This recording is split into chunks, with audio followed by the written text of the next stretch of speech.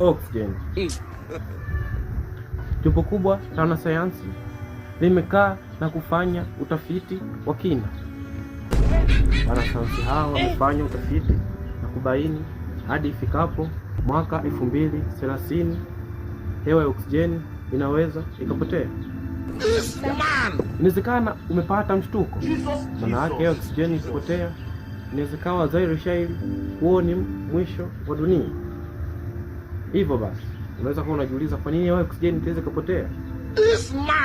Pua la Baba Levo linasadikika linavuta megawati bilioni 4.66 kwa sekunde.